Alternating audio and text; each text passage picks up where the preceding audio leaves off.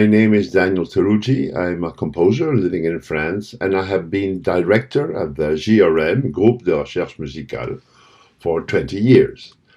And I collaborate regularly with the floating sound galleries, and with this series of concerts we really enjoy because we can discover the music of many composers. Today we're making a special issue dedicated to the disappearance of the composer Dieter Kaufmann. Dieter Kaufmann was one of the great figures of Austrian electroacoustic composition, not only, but he was an extraordinary also orchestral composer. And he came to France at the mid-60s trying to discover what all these new movements of music and technology were. He was in contact with the GRM, where he was a student for a certain number of months, and then also with the Cologne study.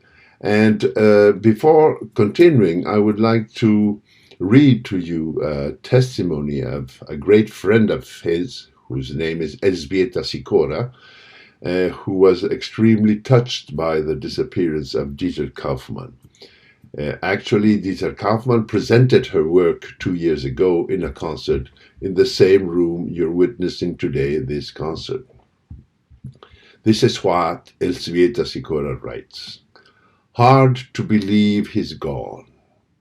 Since our meeting in 1968, we never lost touch, even though from 1970 onward, we were geographically far from each other, a strong, generous friendship. Dieter invited me to Vienna for concerts, radio shows, performances like that of the K&K Experimental Studio. I invited him to Warsaw, to Wrocław at the last time, with his family theater. We often met again in Paris. As trainees at the GRM, we got up to all sorts of mischief together. We inspired each other, and we talked a lot about music. And about life, too.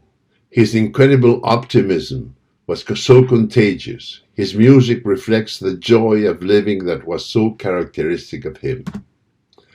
At ease with instruments and the voice, and a marvelous master of electroacoustics, Dieter was a storyteller. He led us with his sounds into spaces filled with images and tales whose secrets he alone possessed. It's up to us now to keep exploring his treasure. Thanks very much, Elżbieta, for these wonderful words. I would like to add, before ending, that he would often come to the GRM as a visitor to see what was happening, what were the new tools, what new music was being done. And he composed his last work here in 2009 called Lui sans elle. And it was a pleasure to have him every day here working with us and enjoying this long-term friendship to which we are giving homage today at the concert hall of Vronihof. So thanks to Anton Iakhontov for organizing this great event, and I hope you will have a good concert.